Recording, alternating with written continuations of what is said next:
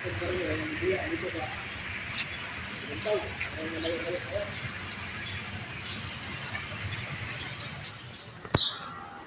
mga kalots, tanim naman tayo ng halaman mga kalots.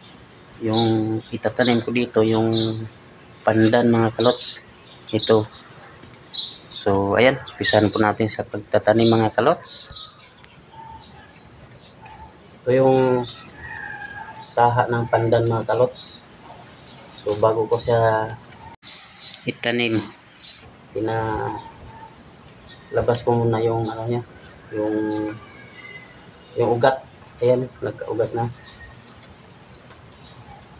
Ayan mga kalots, tanim tayo ng pandan. Ito muna natin itanim mga kalots sa plastic na may lupa. Ayan, para madali mabuhay.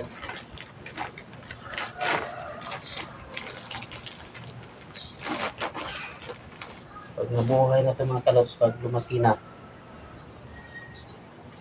pwede na natin ilipat sa original na lupa.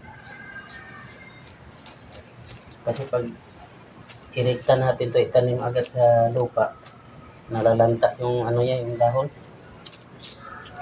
Mas maganda talaga tatanim muna natin ito sa plastic na mga lupa. Tapos yung ginamit ko mga lupa dito, ito may haro na matataba na lupa.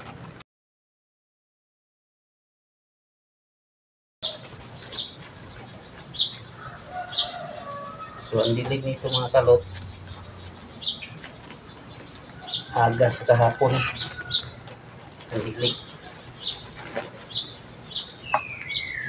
Dami talagang saha ng pandan. Masarap to sa ipaibabaw mo sa kanin. Mabango to.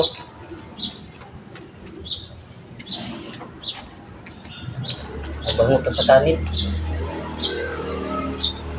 Yung kanin yung luto na. Tapos kuha na dito ng yung dahon. At 2 piraso, ito ibabaw sa kanin.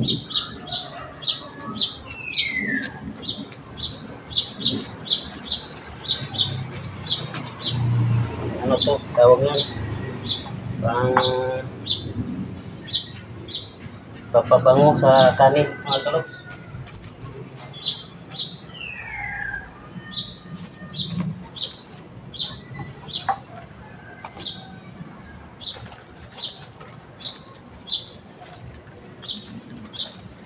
Yan, tatapos na. Ito pala. Ayan labas na yung ugat niyo. Ito yung maganda yung tanim kasi mabubuhay ka agad.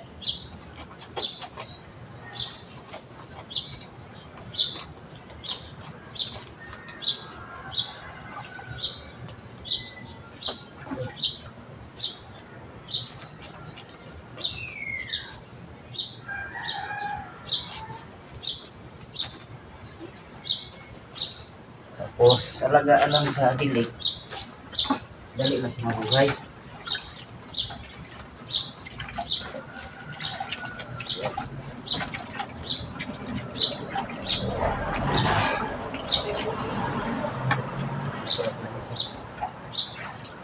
yung pinya ko dati tinatanim mga kalots.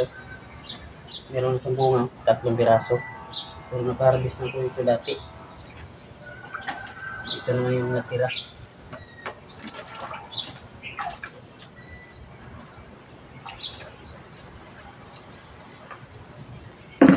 So, i-arrange muna natin ito dito. Para maganda tingnan. Yan.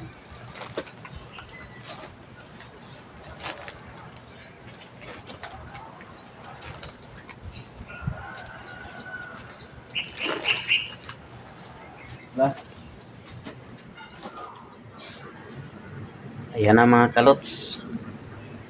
Dito ko muna ito ilagay mga kalots.